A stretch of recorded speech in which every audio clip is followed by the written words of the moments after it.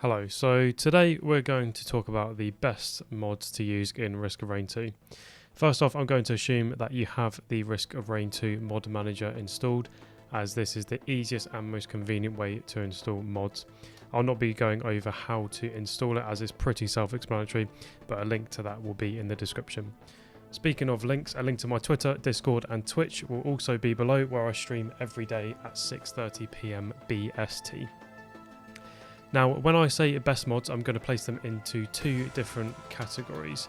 First being the quality of life mods, which are personally my favourite, as they aren't game breaking but just help in general.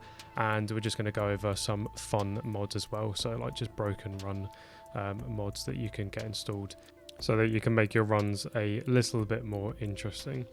So I'll also just briefly be touching on mods with co-op and how they work. I can definitely appreciate if people want to play the game completely vanilla. The game is just so enjoyable out of the box that you do not really need to play with mods, but once you play with some of the quality of life mods, it's difficult to play without them. So let's just start off with the quality of life mods. So these are probably the ones that you just want installed if you're going to play with any mods at all, and aren't completely game breaking, at least in my opinion.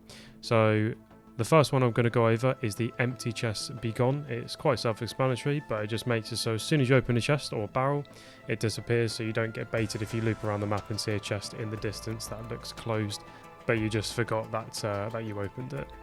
It's worth keeping in mind that this doesn't work for the adaptive chests, and it also doesn't work for the multi-shops. So the second one we're going to be touching on is the faster 3D printers. Basically, as soon as you put an item in the printer, it just spits it out immediately instead of having to wait a few seconds. And I guess this comes under faster 3D printers as well. It's the same kind of thing. This mod is called Faster Chances. As previously, it's the same thing, just with the Shrine of Chance, so you're not waiting around for it to be ready again. You can literally just spam it as quick as you can press your activation key. So the fourth one, I think it's number 4 on now, is ordered items. This is really helpful in seeing what you have in your inventory as it sorts by rarity, so it's not just a complete mess, especially when you get in the hundreds of items range. It's really helpful just to have a better overview of your items and also your teammates' items. And also just going under that category as well is item counters. Kind of fits in with ordered items, as you can see how many items each member of your team has just by quickly looking at it, and it also separates it by rarity colour as well.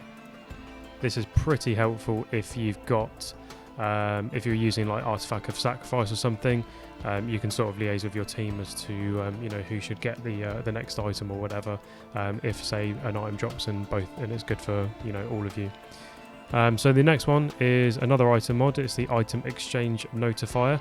So whenever you swap in items at a printer or at the bazaar, it tells you what you swapped in the text field, and this is quite helpful because, in my opinion, when you swap in an item at either a printer or the bazaar, it kind of takes like it takes like a second or like half a second, and it shows you like what items you put in, and it doesn't stay there for very long. And it can just sort of it's just helpful to have the item exchange notifier there, just so you know what items you've given up. So the next one is Infinity Sprint. This is one I don't actually use, but I've just seen that's been recently updated on the mod manager. This is basically, it will just sprint whenever it is possible to sprint. This is good, I guess, for 99% of the time, but there are times in the game where you need to make like a small accurate jump, and if you're sprinting you'll end up just cucking it completely, and that's why I don't have this installed, just for that purpose.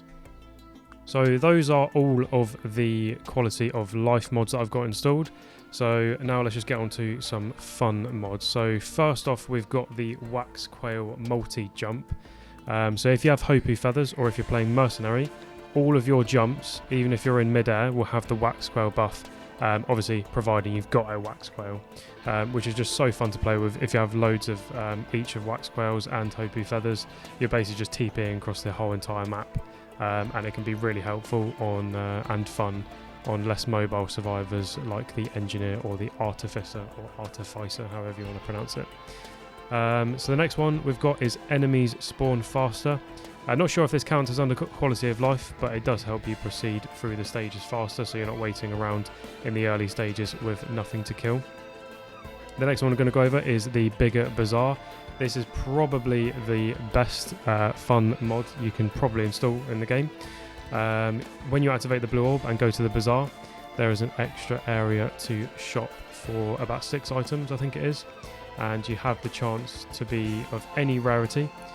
You can set a limit as to how much of each item you can buy in the mod manager config editor, but you can just remove this limit if you just want to get the full broken god run, just like this run where I had 19 brilliant behemoths last round.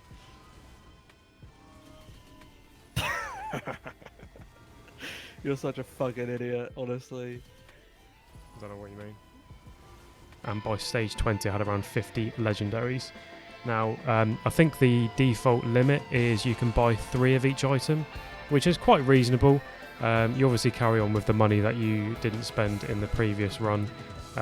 It's good to have like a limit on it, but obviously if you just want to go super broken, then you can just remove the limiter. You can actually also set the limiters as well for each rarity of item, so you can just say, okay, I can only buy 1 red from the bigger Bazaar each time I visit it, and I can buy 3 greens and 5 whites or something like that.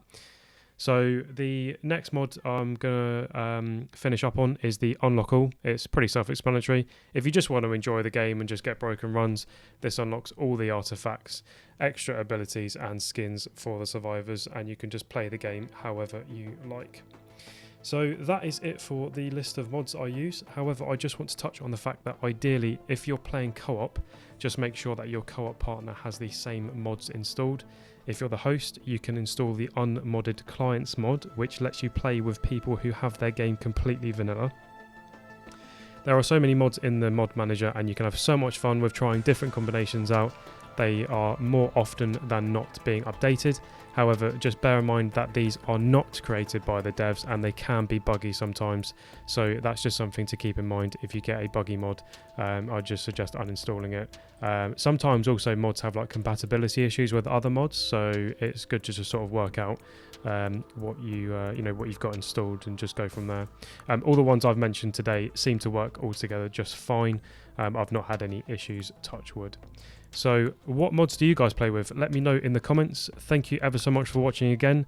Please like and subscribe and all that palaver for more Risk of Rain 2 videos. And of course, make sure you check out and follow my stream where I stream every day at 6:30 PM BST. Peace.